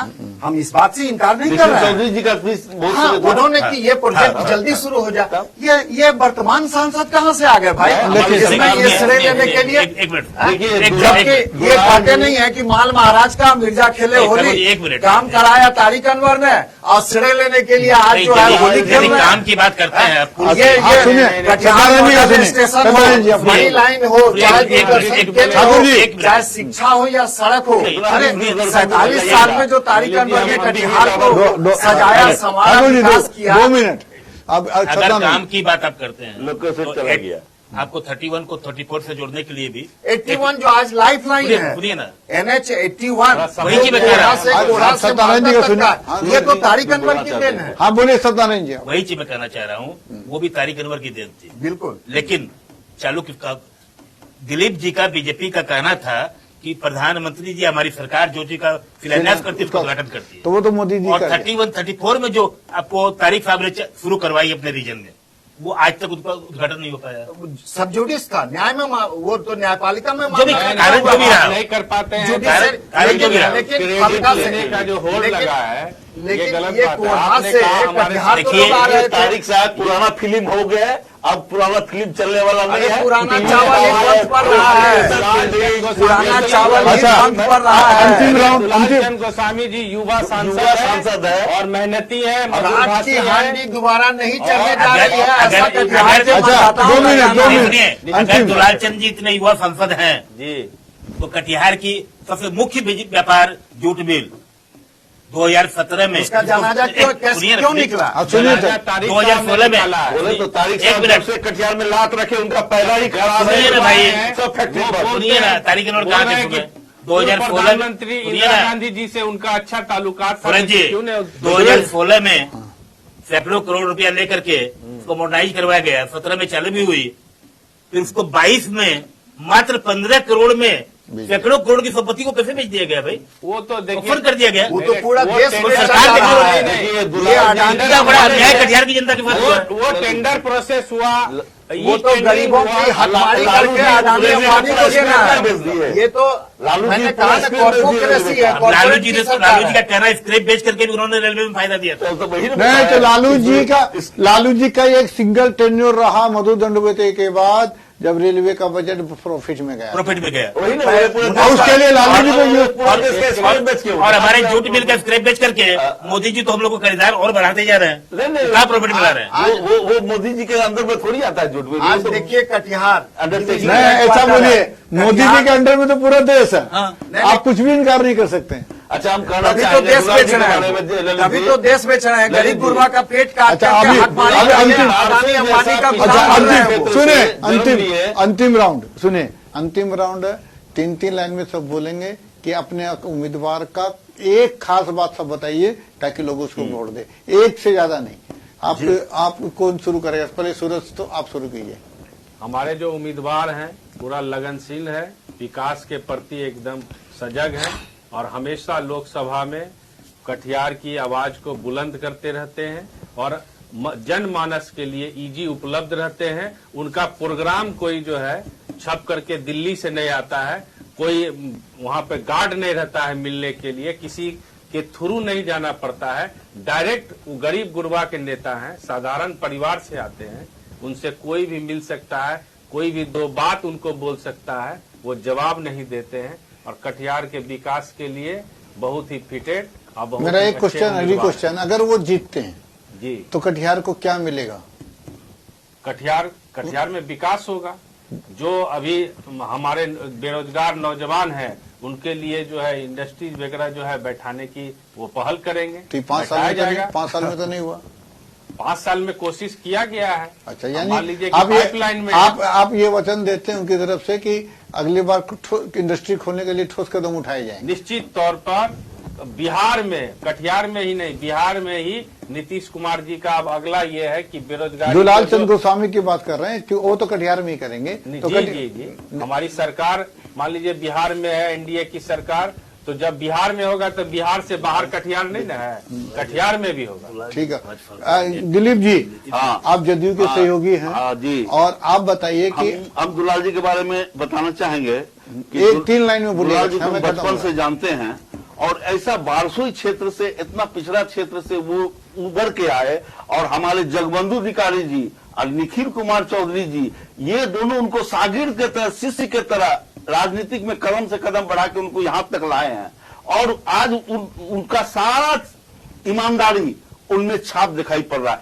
एक भी दाग आप दिखा दीजिएगा दुलाल जी में तो मैं राजनीति छोड़ दूंगा, इतना ईमानदार है, कोई विवाद नहीं है। और ऐसे हम एक बात लास्ट में कहना चाहेंगे कि रोटी फिल्म में एक गाना राजेश खन्ना ने गाया था कि पहला पत्थर वो मारे जिसने पाप ना किया हो। लोगों के पास कुछ न कुछ ऐप तो हम निकाल ही सकते हैं ढूंढ के, लेकिन आज भी उस क्षेत्र से आने के बावजूद भी आम आदमी से ऐसे मिलते हैं जैसे अपने आप को फील ही नहीं करते कि सांसद। ठीक है, आप तारिक अनवर को लोग वोट क्यों दें, वो खासियत बताइए 3 लाइन में। तारिक अनवर साहब राष्ट्रीय नेता होने के बावजूद सरल, सहज, सर्वसुलभ और सामाजिक सद्भाव के प्रतीक हैं। कटिहार के प्रति समर्पित हैं, कटिहार के विकास के लिए। और देखिए, तारिक अनवर साहब की एक बहुत बड़ी खासियत मैं बताता हूं कि वो इंसानियत की इबादत को ही सियासत मानते हैं। वो इंसानियत की इबादत करते हैं, सामाजिक सौहार्द, सामाजिक समरसता के एक प्रतिमूर्ति हैं और ये कटिहार भली भांति से अवगत है। और यहां तक कि सामाजिक सद्भाव, और यही कारण है कि वो प्रतीक हैं सामाजिक सद्भाव के। और देखिए, वो सामाजिक सद्भाव के प्रतीक ही नहीं है, वो सामाजिक सद्भावना भवन, जिसको मंदिर के रूप में, सद्भावना के रूप में देखा जाता है, वहां वो उस आवास में निवास भी करते हैं।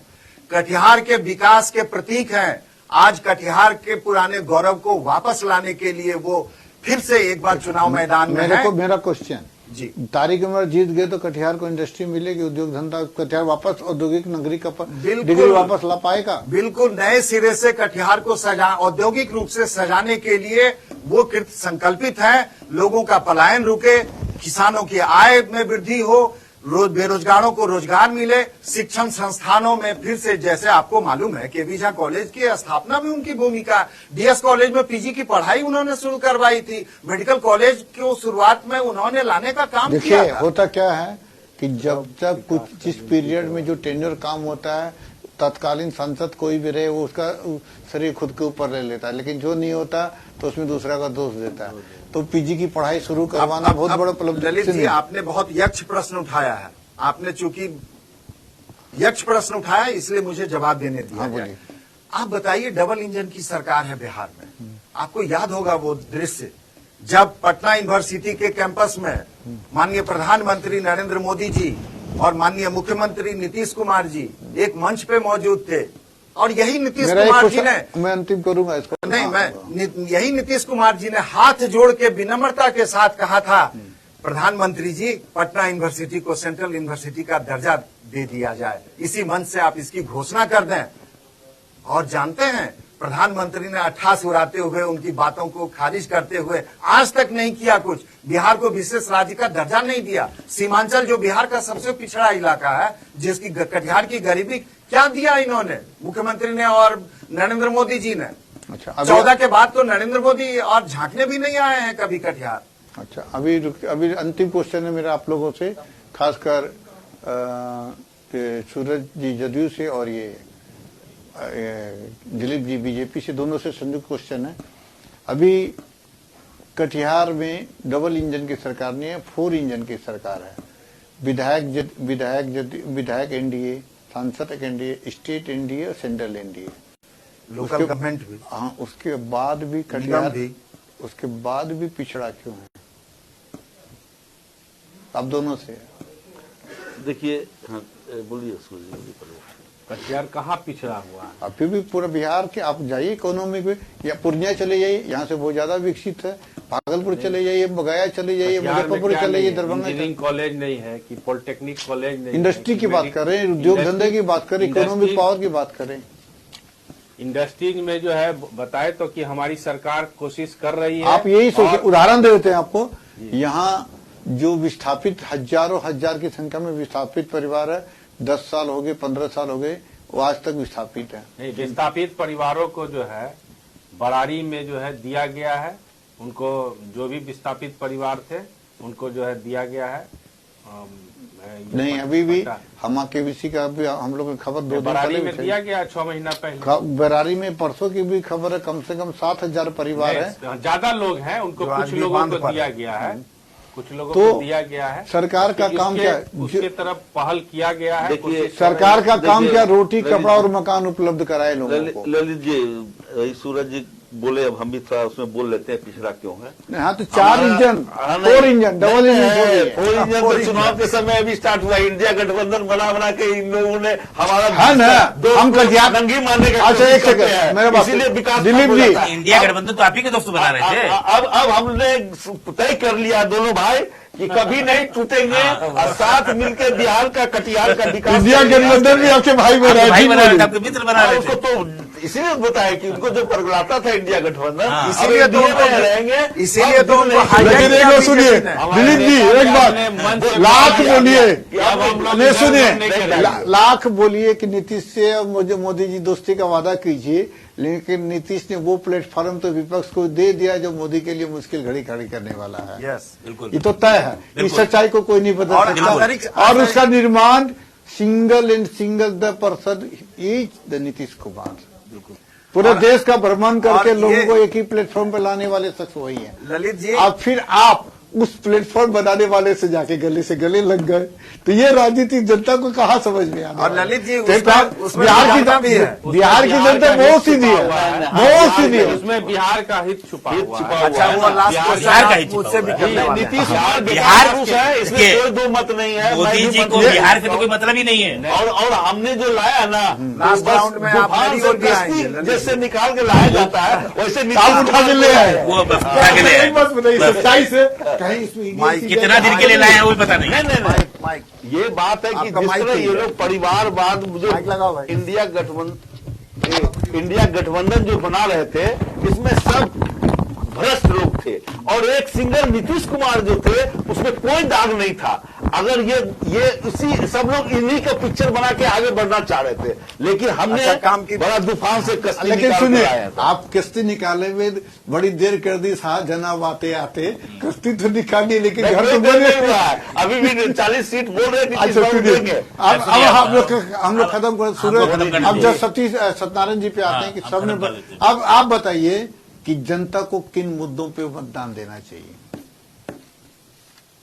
जो कटिहार का विकास देखिए, जो कटिहार को पुराने गौरवमयी इतिहास औद्योगिक नगरी में पूरा स्थापित करे, वैसे जनप्रतिनिधि को चुनना चाहिए। वैसे मैं 4 लाइन कहना चाहता हूं जनप्रतिनिधियों के लिए। आप सभी को जनसुराज कटिहार की ओर से शुभकामना। आपके विश्वास को जनता के विश्वास का बल मिले। सफलता उपरांत ये बल जनता को विकास और वैभव के रूप में वापस मिले। आपसे विनम्र आग्रह है कि कटिहार को विकसित बनाने में सही मार्ग का चयन और समयबद्ध कार्यक्रम पर आधारित आश्वासन पत्र प्रकाशित करें, जो कि किसी भी उम्मीदवार ने अभी तक नहीं किया। प्रशांत किशोर जी ने भी माना है कि बीजेपी आ रही है सत्ता में। देखिए जी नहीं, सबका जी नहीं, वैसा नहीं माना। टीवी में कई बार दिए। नहीं, वैसा नहीं माना है। हाँ, जो बोले हैं। वो घुमा के बोल रहे हैं, वैसा नहीं माना हूँ। नहीं सुनिए, मतलब सत्ता में देखिए स्थिति को सत्ता बताया में है। सुनिए, अब एक मिनट, प्रसाद जी अच्छे लोग हैं। ये तो हमने प्रत्याशियों को बता दिया है, शुभकामना दे दी। हाँ जी। जीतने के बाद विजयी उम्मीदवार के लिए भी 2 लाइन मुझे कहना है। बोलिए, पूरा आप खत्म करेंगे, जल्दी बोलिए। आपके प्रतिनिधित्व कालखंड में कटिहार में सौहार्दपूर्ण समग्र विकास की धारा बहेगी। अंधेरे में, लेकिन ये भी याद रखें कि आपके द्वारा किए गए वादे, उस पर खड़े होने के आपके इरादे के साथ साथ आपके कार्यान्वयन पर हमारी जन स्वराज की पैनी नजर बनी रहेगी। अंधेरे में आपका साया भी आपका साथ छोड़ देगा, लेकिन जन स्वराज आपके वादे को आपसे पल भर के लिए भी जुदा नहीं होने देगा। उसकी गूंज आपकी चेतना में भरते रहेंगे, तब तक भरते रहेंगे जब तक कि ये वादे पूरे नहीं हो जाते। सत्यनारायण जी का कहना है कि जो वादा हो पूरा हमारे उम्मीदवार, हमारे सांसद खरा उतरे। अच्छा चलिए, अब घोषणा पत्र जारी कीजिए। आप कल अब मैं कटिहार के विकास की घोषणा पत्र जारी कीजिए कल आप। सुनिए, अब विदा लेने के पहले दरअसल शर्मा साहब ठाकुर जी, को अग्रिम अब बधाई ठाकुर दे रहे जी, हैं इस ठाकुर जी दुलाल को कार्यक्रम को समर्थन दिलीप मिल जी, कार्यक्रम को समय आ गया। पहले आप लोगों को शुक्रिया अदा करूँ, उसके पहले मैं जनता से एक अपील। नहीं, वो एक आप प्रश्न पूछने वाले थे लास्ट राउंड का, वो बचा हुआ है मेरे खाते में। क्या लास्ट राउंड क्वेश्चन जो आप दोनों आदमी से पूछा, अच्छा वो आप भी, हाँ आपने वो बोले आपने क्या? मुझसे पूछा अच्छा, नहीं। हाँ आप बोलिए तो मेरे हाँ। कांग्रेस के साथ अन्याय न करें। हाँ नहीं आप बोलिए आप प्रश्न छूट गया, करें, कोई बात नहीं, आप बोलिए। प्रश्न करें। हाँ कि आपको वोट क्यों दे जनता, क्या देंगे आप सर को? देखिए, पहली बात तो काट की हांडी दोबारा नहीं चाहती है, वो नहीं चाहती। वो उसको नहीं देंगे, छोड़िए आपको क्यों मुझे देंगे? ही वोट इसीलिए काम आपके- किया है। आपके हांडी तो काम- 5 बार जनता चढ़ा चुकी है, और छठी बार क्यों चढ़ाए? इसीलिए कि ये काठ की नहीं है, तो क्या पीतल की ये है? टेस्टेड है। पुराना चावल ही पंथ पड़ता है, पुराना अनुभव है। सौम्य शालीनता, काम धंधा लोगों ने देखा है, सद्भाव, सामाजिक भावना। अरे ये भी तो और वो- सोचिए, जब जनता खोजने जाती है तो तारिक साहब हवाई दिल्ली में मिलते हैं। ना ये ना भी- राष्ट्रीय नेता है, तो और भी इस चीज व्यस्तताएं होती है, को लेकिन भी तो वो- देखना होगा। देखिए, ये भी तो कहें कि हारे हो या जीते हो, लेकिन हमेशा कटिहार में ही कटिहार के लोगों के सुख दुख में साथ रहते हैं। ये बिल्कुल ये भी तो है। चलिए, ठीक और है। तारिक साहब ने विकास किया है। आज कटिहार में विकास की जो भी उल्लेखनीय बातें चलिए, हैं, वो तारिक साहब को ही चलिए। श्रेय जाता है। सही मायनों में कटिहार के और हम इसलिए दें कि ये कांग्रेस की गारंटी है। चलिए, मैं आपके ये कांग्रेस कैमरा ये सामने है, ये कांग्रेस का ये गारंटी है। और ये हम लोग 5 न्याय करने जा रहे मोदी जी हैं, की और ये गारंटी। हाथ ही हालात बदलेगा कटिहार का। देखिए अभी हम आते हैं अंतिम पर कि कांग्रेस ने 5 न्याय 25 गारंटी की बात की है, तो राजद ने 24 जनवचन दिए हैं। वही मोदी जी ने भी 25 मोदी गारंटी दी है। सवाल तो जनता अब किसको जीत का सेहरा पनाएगी 4 जून को लेकिन पता मोदी की चलेगा। गारंटी पर एक सवाल है जो जनता पूछ रही है, चर्चा है, क्या है मैं यदि आप बताऊं ये मैं? पूछेंगे तो कांग्रेस की गारंटी भी पूछेंगे फिर नहीं, ये। मैं बता रहा ये हूँ, मत इसको। मोदी की गारंटी पर कोई भरोसा मोदी जी क्यों का नहीं कर रहा है?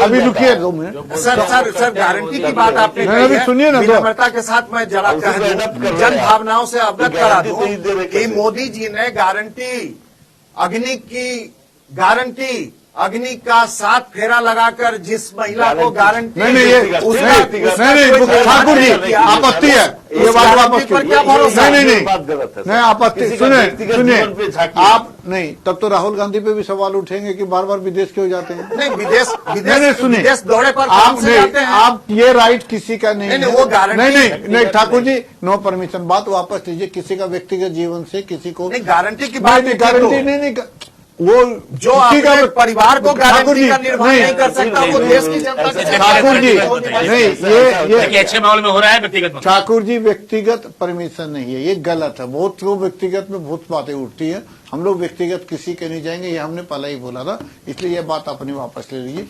तीसरे हम अंतिम कर रहे हैं आप लोग की जनता से मेरी अपील कि पहले आप 26 अप्रैल को अपने संवैधानिक अधिकार का प्रयोग कीजिएगा, और ये अगर आप प्रयोग नहीं करते तो आप देश के साथ अन्याय करते हैं। आप ध्यान रखिएगा कटिहार वासियों, ये रिकॉर्ड बनाइएगा कि सबसे ज्यादा वोट पूरे बिहार में कटिहार लोकसभा सीट पे पड़ना चाहिए। हम लोग सब आपके साथ हैं, जनता की आवाज केबीसी जनता की आवाज बन के हमेशा आपके साथ रहेगा। दोनों पक्षों के लोगों ने बड़े बड़े वादे किए हैं, हमने सारा रिकॉर्ड रखा है। जो जनप्रतिनिधि अपनी वादे से मुकरेगा केबीसी ने उसका पीछा दिल्ली तक नहीं छोड़ेगा। हम उम्मीद करते हैं कि जो भी तारिक अनवर के साहब और दुलाल गोस्वामी जिसको भी जनता जीत का सेहरा बनाती है, कटिहार की जनता के साथ न्याय करेंगे, और कटिहार अब पिछड़ा जिला आने वाले 5 वर्षों में पिछड़ा नहीं रहेगा, पूरे सूबे का सबसे विकसित जिला बनेगा। इसमें पूरी जनता का सहयोग चाहिए, नेताओं को कमिटमेंट का पक्का होना चाहिए, और हम जनता को आगे बढ़ के अपने मताधिकार का प्रयोग करना चाहिए। इसी वादे के साथ क्या वोट करेंगे, हम सबको विदा दीजिए। हम विजय ठाकुर कांग्रेस की ओर से, सत्यनारायण शर्मा जी जनसुराज की ओर से, सूरज राय जदयू प्रदेश महासचिव और दिलीप वर्मा जिला उपाध्यक्ष बीजेपी, सभी का हार्दिक शुक्रिया कर दें कि आप आए, आपने अपना महत्वपूर्ण समय दिया और जनता के सामने अपने अपने पार्टी का पक्ष रखा। वादों को धन्यवाद, पूरा कराने में जनसुराज केबीसी के परिवार की फात रहेगी। धन्यवाद, धन्यवाद, आपका शुक्रिया। एक वोट देश का भविष्य बदलेगा। सब्बा खैर, अलविदा, थैंक यू। हमें रुकना होगा एक और छोटे से ब्रेक के लिए। आप बने रहे हमारे साथ, देखते रहे केबीसी न्यूज।